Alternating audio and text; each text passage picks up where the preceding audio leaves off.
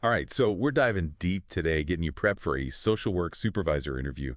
We've got your career guide, those sample interview questions you sent over, and even access to RoleCatcher. So are we ready to get you feeling confident and ready to stand out? Yeah, let's do it. Let's start with what this role actually, means, what it involves. It's more than just managing cases, right? You're really getting into the thick of things, like looking into neglect or abuse, figuring out family dynamics, being a guide for other social workers. It can be tough, but it's incredibly rewarding.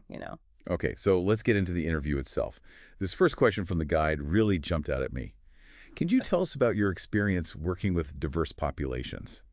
It seems like they're looking for more than just a list of, demographics you've worked with. Right, right. It's about showing you really get it. Like you understand all those different needs and the different perspectives people have, the different challenges people face. So how could someone listening really showcase that understanding? What does a strong answer look like? I think it's got to be about giving specific examples.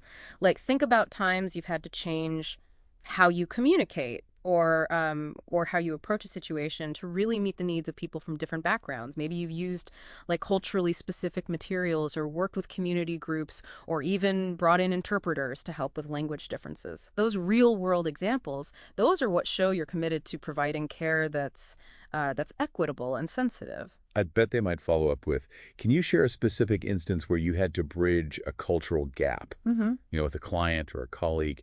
Those could be tough situations. Any tips on navigating those waters? I think the key is like being humble and showing you're ready to learn. A good answer might even be about a time when you messed up. Mhm. You made a mistake and then you realized it and you took steps to fix it. Being open to feedback, always learning, especially when it comes to cultural sensitivity, that's what really says a lot about your character. Okay, let's switch gears a bit. The guide also asks, how do you handle conflicts or disagreements with colleagues or staff members? Conflict is kind of inevitable anywhere, but especially in a high-pressure field like social work. So what are they really digging for with this question? I think they're checking out how you solve problems, your professionalism, and how well you keep things positive with the people you work with. Can you handle disagreements without things blowing up? Can you find solutions that are good for everybody? That's what they want to know. So it's not enough to just say, I'm a good communicator. You got to give them real examples, right? Absolutely. Think about a specific conflict, one you actually dealt with successfully. Maybe you disagreed on how to handle a case, or maybe it was just personality clashes. Walk them through how you dealt with it. Did you really listen to both sides? Make sure everyone felt respected? Did you find a compromise? Hitting those points while showing you're calm and professional, that'll make your answer stand out. And this is where RoleCatcher comes in, right? Yeah. It can actually help you work on your answer for this exact question. That's right. Rollcatcher's got AI that looks at like tons of real interview questions. Then gives you feedback, helps you figure out how to answer in a way that'll really connect with the specific job and organization you want. It's like having your own interview coach right there with you. That's incredible. Now I'm thinking, what could they ask next? Maybe something like, what did you learn from that experience and how did it shape your approach to conflict? Oh, yeah, for sure. That's them going deeper. They want to know how self-aware you are, how you grow from things. Can you not only handle conflict, but actually get better at it because of those experiences? That's what makes you a better leader. This next question, it really gets at something important. How do you maintain work-life balance in a high-stress job like social work? This field, it can be really demanding, so having strategies to avoid burnout is essential. You're absolutely right. This question, it's all about you showing them you understand yourself and how to handle stress. They need to know you can handle all the emotions that come with this job without it taking over your whole life. So how can our listeners create an answer that's going to stick with the interviewers? First off, you got to acknowledge the stress. Social work is stressful. Everyone knows it. That shows you're being realistic about what you're getting into. Then tell them what you actually do to keep things balanced. Maybe you exercise regularly, practice mindfulness, set boundaries, have a good support system. Whatever it is, be real about it. Show you're committed to taking care of yourself. I can almost hear them asking, can you give an example of a time you felt overwhelmed by work and what you did to manage it? They want to know you've got a plan, right? Exactly. That's them seeing how you solve problems and get through tough spots. Give them a real example, explain the situation briefly, but really focus on what you did to get back in control. Did you, prioritize your tasks, delegate, ask for help? Showing you take charge when things get stressful, that's what's going to impress them. Okay, this next question, it circles back to that cultural competency idea. It asks, how do you ensure that you are providing culturally competent care to clients from diverse backgrounds? This is crucial, right? Given the diverse communities social workers serve. It really is. It's about more than just knowing there are differences. They're looking for someone who really gets how those cultural factors play into a client's experience and needs. They want to see how you weave that understanding into your actual practice. What are some key things our listeners should focus on? Start with what you know. Tell them about any specific training you've had in cultural competency, any relevant courses or certifications, even books you've read. Then give real examples of how you've adapted what you do to be more inclusive. Like maybe you've used culturally relevant materials, worked with interpreters, partnered with community organizations, things like that. Okay, what about those follow-up questions? I'm thinking they might ask something like, how do you approach situations where your own cultural background might be different from your clients? Oh, that's a good one. That's your chance to show you're humble and willing to learn. You can talk about getting advice from someone, doing some research to understand your client's background, even just admitting what you don't know and being open to feedback. And hey, this might be a good spot to bring in some of those career insights from that guide you submitted. Anything stand out to you? Well, the job outlook, that's something to get excited about. Social work is supposed to grow way faster than most other jobs, which shows how much they need skilled people like you. That's encouraging to hear. And it's not just about job security. There's room to move up too, right? For sure. The guide talks about how you can go from entry level all the way up to leadership roles. You could specialize, like in child welfare or mental health or substance abuse, or you could go the leadership route, managing bigger teams and programs. They also talk about those certifications like the Certified Social Worker or the Licensed Clinical Social Worker, the CSW and LCSW. Those can open up new doors, and show you're serious about growing professionally. Speaking of professional growth, let's hit this question. Describe your approach to supervision and providing feedback to your staff members. This feels like it's really getting at the core of what it means to lead in social work. Definitely. It's showing them your leadership style and how dedicated you are to creating a positive and supportive environment where people can grow.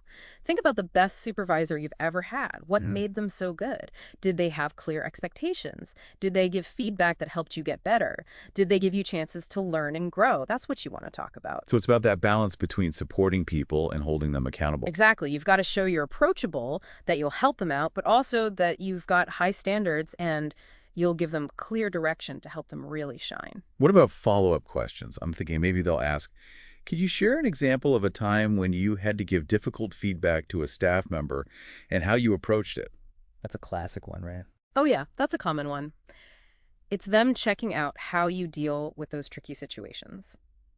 So pick a situation that shows you can give criticism in a way that's helpful but also respectful. Focus on what you did. Did you have a private conversation? Did you lay out exactly what needed to improve? Did you offer help and resources? And then, did you follow up? Make sure they understood and were working on it. It's about being direct but also compassionate. Exactly. You want to show that you can address performance issues but still keep that positive and supportive relationship with your staff. Okay, let's shift gears again. This next question really focuses on something fundamental. How do you prioritize the safety of your clients in your work?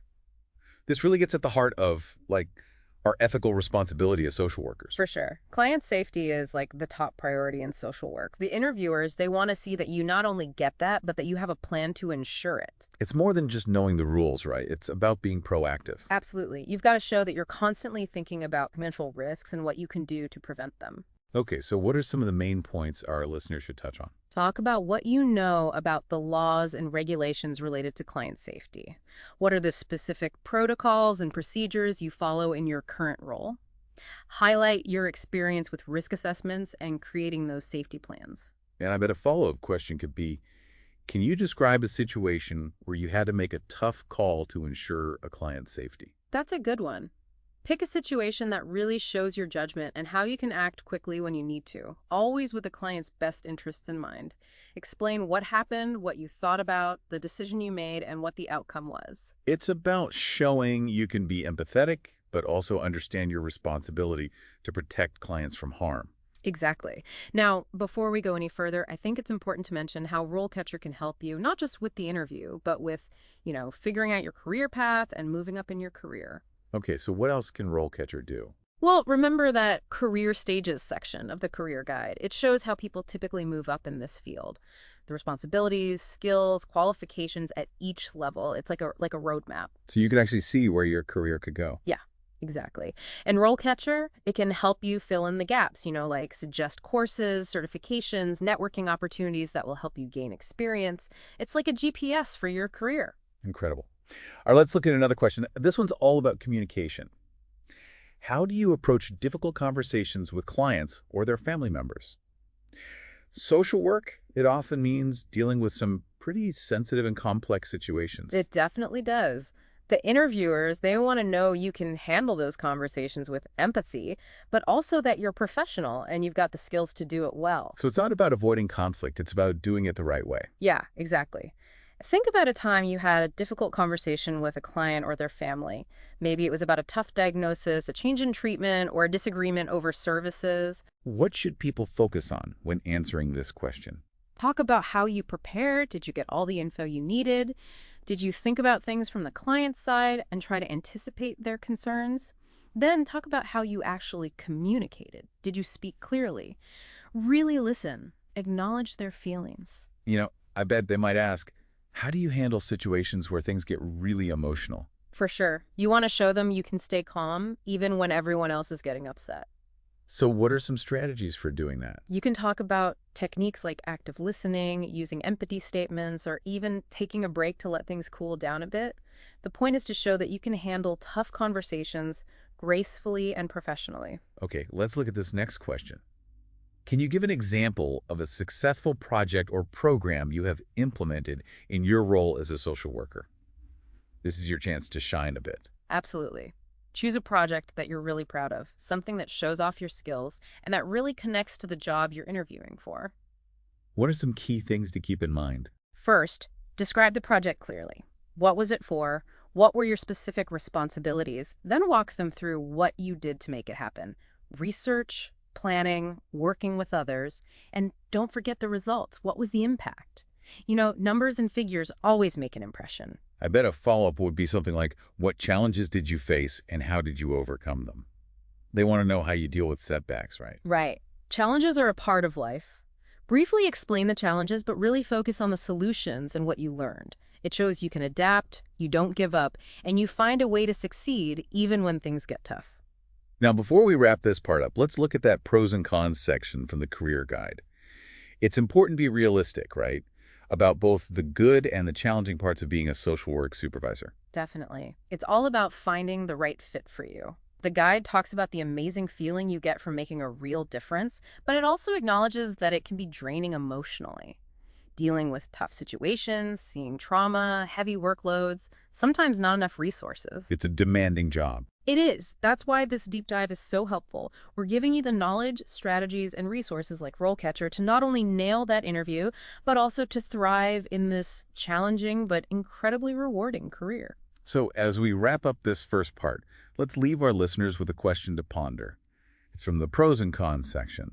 It asks, knowing the emotional demands and potential challenges of social work, what personal strategies would you utilize to stay resilient and maintain a positive outlook? Think about this before your interview. It might be something really valuable to share. That's a really good point. And remember, you've got resources out there like RoleCatcher and those professional organizations. They can provide support throughout your journey. You're not alone. We've covered so much ground already, but there's more to come. Get ready for even more tips and strategies in part 2. We'll be back. Welcome back to our deep dive. We're going to keep tackling those tough interview questions, giving you the tools to really shine as a potential social work supervisor. One thing that stood out from the first part was that focus on cultural competence. It seems like it's a part of so many aspects of social work, something interviewers are definitely zeroing in on. Oh, absolutely. Cultural competence, it's like the foundation of ethical and effective social work, especially when you're talking about being a supervisor. It's understanding and responding to those unique needs of individuals from diverse backgrounds. It's about creating an environment that's inclusive for everyone, both clients and staff. Let's get into another question from that guide you submitted. It asks, How do you ensure that your team provides culturally competent care to clients from diverse backgrounds? Now, this one seems to shift from, individual practice to leading a whole team. Right, it's a big shift. They want to know you can not only live and breathe cultural competence yourself, but also that you can foster that within your team. It's those leadership qualities, those things that promote inclusivity and sensitivity. That's what they're looking for. So how can our listener really showcase those leadership qualities in their answer? What does a good response look like? A strong answer. It's going to show that you've got a multifaceted approach to leading a team that gets this. Like you could talk about your commitment to hiring and keeping a diverse staff, offering training and development opportunities, and setting clear expectations for how everyone practices in a way that's culturally sensitive. Sounds like creating a culture where everyone's always learning is key. Absolutely. You don't want to just check boxes. You want to show them that you're actively building an environment where your team is constantly growing, understanding more about those diverse needs and perspectives. I'm curious, how could RoleCatcher's AI help someone tailor their answer to this specific question? Oh, RoleCatcher's AI, it's great for these kinds of questions. It can actually analyze the job description, see the specific words they use, and then suggest keywords and phrases to put in your answer. So, like, if they keep saying equity or inclusion in the job description, RoleCatcher might say, hey, use those words in your answer to show them you're on the same page. That's smart. It's like having a guide to speak their language. Yeah, exactly. And it can even look at your whole answer, see if it's clear and sounds right, help you sound like an expert, but also like yourself, approachable and authentic. Now, I'm thinking about what they might ask next. Maybe something like, can you share an example of a time you had to address a cultural competency issue within your team, and how did you handle it? Oh, yeah. That's a very likely follow-up. And it's your chance to really show off those leadership skills in action. A good answer will have a specific situation, where you saw a gap in cultural understanding or sensitivity, the steps you took to deal with it, and then the good things that happened because of what you did. Okay, let's shift gears a bit. This next one asks, can you describe your approach to delegating tasks and responsibilities to your team? Delegation is obviously a big part of being a supervisor, but what are they really after with this question? They're looking at how well you can manage a team, spread the work around fairly, and give your staff the power to grow and really own their roles. It's showing them you're not a micromanager, but a leader who trusts and supports their team. So what are some things our listeners should focus on when putting together their answer? Start by highlighting that you get how important clear communication is and setting clear expectations when you're giving people tasks. Explain how you figure out your team members' strengths, where they can grow, and how you change up your delegation style based on that. Sounds like it's about that balance again, right?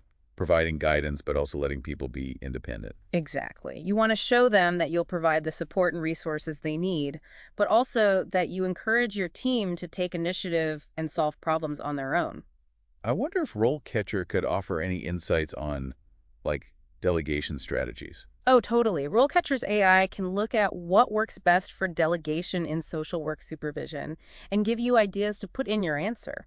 Like it might point out frameworks like situational leadership, which basically means you change your leadership style depending on the task and the person's skill level and commitment. That's really cool. It's like a library of leadership wisdom just for this role.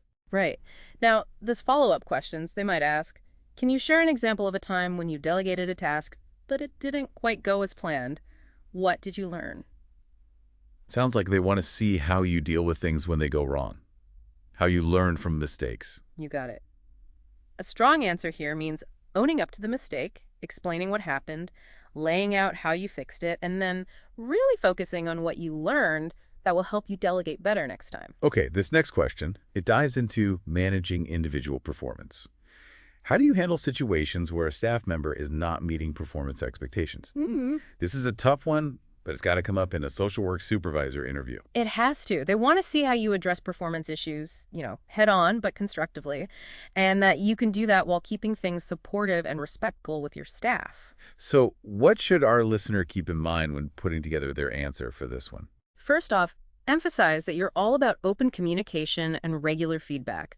Explain how you create an environment where staff feel safe talking about challenges and getting constructive criticism. Sounds like getting ahead of things is important, providing support early on. For sure. You want to show them that you don't wait for things to blow up. You're actively looking for areas where people can improve and giving them the guidance and resources to succeed. I'm thinking they might follow up with, can you share an example of a time you had to implement a performance improvement plan for a staff member and what happened? That's a really specific follow-up, but it's them seeing if you can handle those tough conversations and put those formal processes into action when you need to. A good answer, it would walk them through everything you did, from outlining the problems to setting goals, and then regularly checking in and offering support. Okay, this next question, it shifts gears a bit. How do you create opportunities for professional development and growth for your team? This seems to go beyond the day-to-day and into building a culture where everyone's always learning. It really does. They want to know you're invested in your team's growth, that you're actively looking for ways to help them build their skills and knowledge. In a field like social work, staying up to date on the best ways to do things and all those ethical considerations, it's critical. So what are some examples our listeners could use in their answer? They could talk about encouraging staff to go to conferences and workshops, get certifications, or go for a higher degree, or even join mentoring programs. They could also mention creating training opportunities within the team, or making it easy for people to learn from each other. Sounds like being creative and finding those opportunities is key. Exactly. And being supportive, really championing your team's professional goals. Now, do you think RoleCatcher could help someone find specific resources for professional development related to social work supervision? Definitely. RoleCatcher can look at job descriptions and pinpoint those professional organizations, certifications, training programs that employers really want. It can also show you what's new and upcoming in social work supervision, help you stay ahead of the game, and, set yourself up for moving up in your career. That's amazing. It's like a roadmap for professional growth. Exactly. And it can also connect you with other people in your field, help you network, and expand your support system. Okay, let's dig into a question that gets at the heart of social work challenges. How do you address vicarious trauma and compassion fatigue within your team? This is so important, right? Social workers are constantly exposed to trauma and suffering. It's a huge issue. A good social work supervisor needs to not only know about the risks of vicarious trauma and compassion fatigue, but also be ready to address it within their team. They want to know you're taking care of your staff and that you have a plan to handle the emotional strain of the job. So what are some of the key things our listeners should highlight? Start by acknowledging that vicarious trauma and compassion fatigue are real. It happens. Explain that you create an open environment where staff feel comfortable talking about how they feel and asking for help. So creating that safe and supportive environment is super important. It's essential. You want to show them that you're not just all about getting the work done, but also about the emotional health and resilience of your team. I bet a follow-up could be, can you share a specific strategy you've used to deal with vicarious trauma or compassion fatigue within your team? That's a great one. This is where you can show how proactive you are when it comes to staff well-being. You could mention things like regular debriefing sessions, encouraging mindfulness or meditation, promoting healthy work-life balance, or even making sure they have access to employee assistance programs. Now, before we move on, I wanted to go back to that career stages section of the career guide. We touched on it earlier, but I think it deserves another look. Yeah, for sure. The career stages section, it's like a roadmap to understanding how people typically progress within social work supervision. It shows you what's expected at each level, from entry level all the way up to leadership roles, the responsibilities, skills, and qualifications. So it helps you figure out where you want to go and what you need to do to get there. Exactly. It's a great tool for setting goals and coming up with a plan to move up. Okay, let's look at this next question. How do you approach working with families involved with Child Protective Services? This is a sensitive area, obviously, with a lot of complexity. Absolutely. They want to see that you understand what it means to work with families going through a crisis and that you approach these situations carefully, professionally, and with the child's best interest always in mind. So what are some key points our listeners should hit when answering this one? They should talk about what they know about the laws and regulations that deal with child protection. What's their experience with conducting thorough assessments? Are they good at engaging families in a way that's supportive and non-judgmental? And are they committed to creating plans that involve everyone working together? It sounds like it's about finding that balance, right? Protecting the child, but also trying to keep families together. Right. You want to show them that you get the importance of working with families as partners whenever you can, but that the child's well-being always comes first. Do you think RoleCatcher could offer any insights into best practices for working with families involved with child protective services? Oh, yeah, definitely. RoleCatcher can actually look at the research and guidelines from organizations like the Child Welfare League of America and suggest ways to incorporate those best practices into your answer. Like it might point out frameworks like family-centered practice, which is all about getting families involved in making decisions, or trauma-informed care, which recognizes how trauma affects families and tries to create an environment that helps them heal. That's really helpful. It's like having access to all that knowledge and all those resources right there. Exactly. Now, think about follow-up questions. They might ask, can you share an example of a tough case you had involving a family and child protective services, and how did you handle it? Sounds like they're trying to see how you make decisions, solve problems, and deal with those difficult ethical dilemmas. You got it. A strong answer means picking a situation that shows how you balance those competing priorities, made tough choices, and advocated for the child's best interests while still respecting the family's rights. Okay, let's move on to a question that focuses on another important aspect of social work. How do you approach working with clients who are experiencing homelessness? This requires, like, specific knowledge and sensitivity, right? Absolutely. Homelessness is a complex issue. There are so many reasons why it happens, so many consequences. A social work supervisor needs to understand those systemic factors, but also the specific challenges people facing homelessness deal with every day. What are some key points our listeners should highlight? They should talk about their knowledge of resources and support systems in the community, the things that are available to people experiencing homelessness. Can they do a thorough needs assessment? Can they develop an individualized plan for each person? Do they have experience advocating for housing and other essential services? And do they understand the trauma-informed approach when working with this population? I imagine building trust is especially important in this situation. It's essential. People facing homelessness, they often face so much stigma and discrimination. You've got to approach them with empathy, respect, and without judgment. I'm wondering, could RoleCatcher provide any insights into best practices when working with clients experiencing homelessness? For sure. RoleCatcher's AI can analyze research and guidelines from groups like the National Alliance to End Homelessness. It can suggest ways to put those best practices right into your answer. Like, it might bring up frameworks like Housing First, where the priority is getting someone into permanent housing without a bunch of conditions, or Harm Reduction, which is about minimizing the bad stuff that comes with homelessness without requiring them to stop using substances or change other behaviors. That's really helpful. It's like having access to all that specialized knowledge, something that could really help you stand out. Exactly.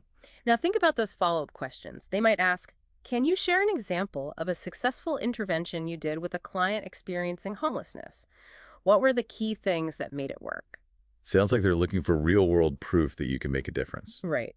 A good answer would focus on a situation that shows your ability to build rapport, assess needs correctly, create a plan just for them, be a strong advocate, and work with other service providers to get good results. Okay, let's tackle this question. It gets personal. How do you manage your own stress and emotions when dealing with difficult cases or client situations? Social work? It can be emotionally draining, so it's crucial to have healthy ways to cope, right? Absolutely. They want to know that you're aware of yourself, that you're resilient, and that you can handle your own emotions while still being compassionate and supportive to your clients and your staff. What are some key things our listeners should focus on when answering this one? They should start by acknowledging that social work is hard, that it takes an emotional toll. It's okay to admit that.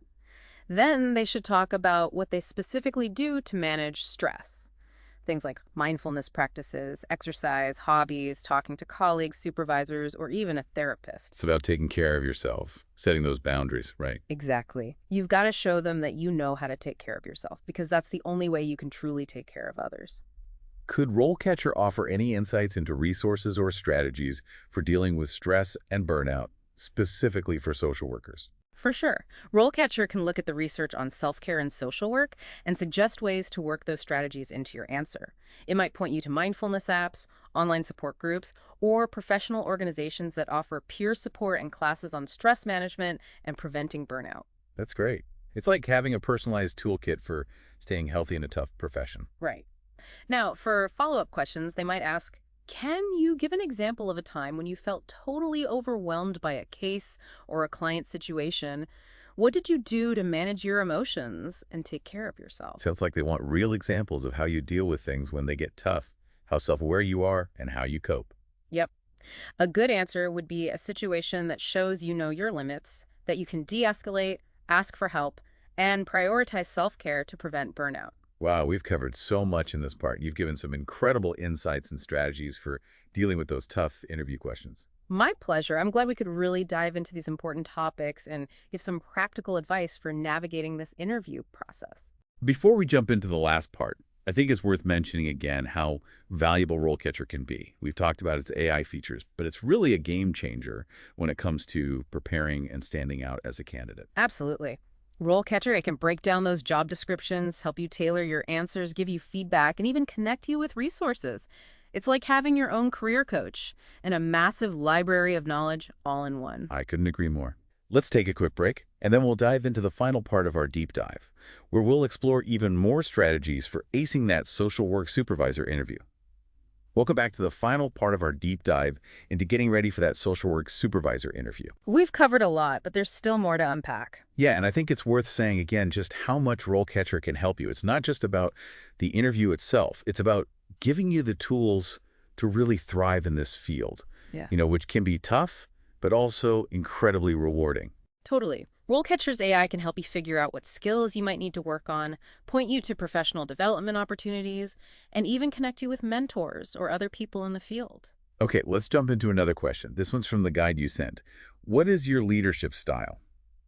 Seems pretty straightforward, but I'm guessing there's more to it than just giving a one-word answer. Right. It's about showing them you know yourself as a leader and how your style fits with what a social work team needs. So what should our listener focus on when answering this one? Think about your own experiences as a leader. What are you good at? What are you still working on? What are your values? What guides how you lead? Then think about social work supervision specifically. What kind of leadership works best in that environment? Sounds like it's about finding that balance again. Being supportive, but also knowing when to be more directive. For sure. You want to show them you're approachable, that you have empathy, but that you can also provide clear direction, set expectations, and hold people accountable. Could RoleCatcher offer any insights on what kind of leadership styles are especially effective in social work supervision? Absolutely. RoleCatcher's AI can look at the research on social work leadership and give you suggestions.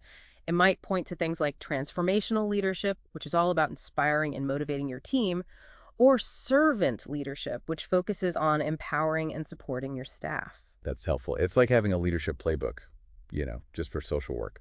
Now think about what they might ask next. They might say, can you share an example of a time your leadership style really worked? Where it helped you achieve a positive outcome. Sounds like they're looking for you to show, not just tell, real-world examples of your leadership. Exactly. Pick a situation that shows how you motivated your team, resolved conflict, made tough decisions, or handled a challenging situation. And show how your leadership made a positive impact, whether on the team, clients, or the organization. This next question focuses on something really important. How do you approach ethical dilemmas in your work?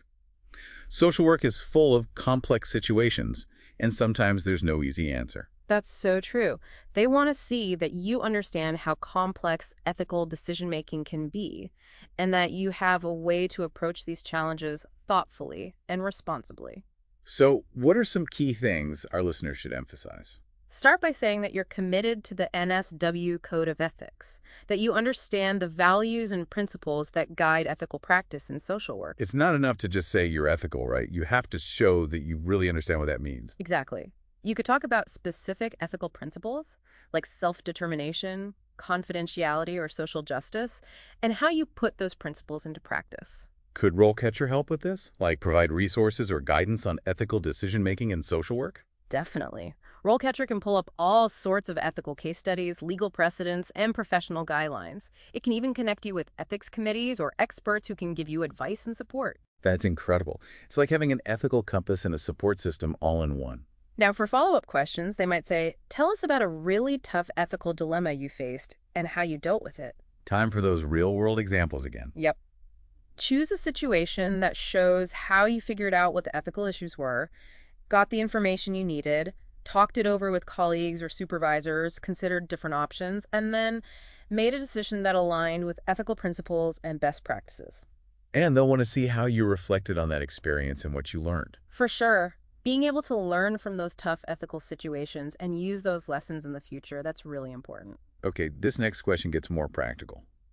How do you manage and prioritize your workload and make sure your team meets deadlines and goals? Time management, organization, that's crucial for any leader, but especially in a field like social work where things move so fast. You're right. They want to see that you're organized, efficient, that you can juggle a lot of things at once without dropping the ball, that you're all about quality and attention to detail. So what should our listeners focus on when they answer this question? They can talk about how they manage their time and workload. Things like making a list of priorities, delegating effectively, using technology to stay organized, and setting realistic deadlines. It's about finding a system that works Yeah. for you and your team. Exactly. And being flexible, because in social work, things change all the time.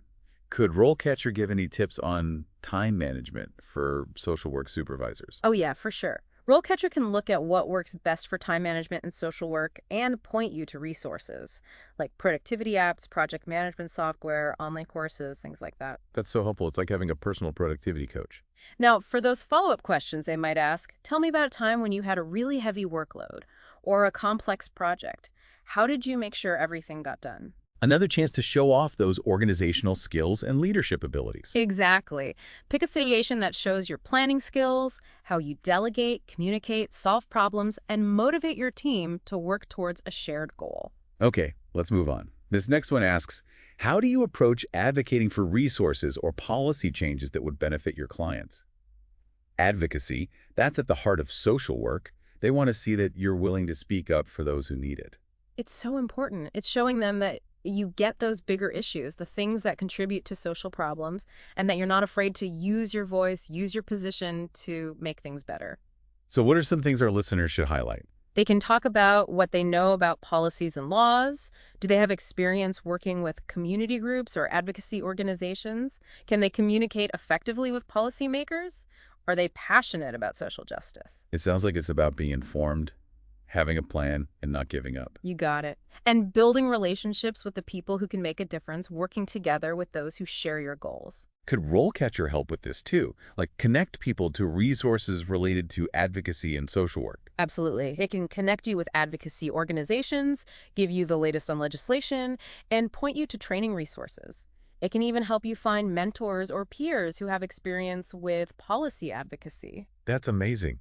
It's like having a direct line to the people and information you need to create real change. Now, those follow-up questions. They might say, tell me about a time when you successfully advocated for a policy change or got more resources for your clients. Time to show them the impact you've had, your dedication to social change. Right.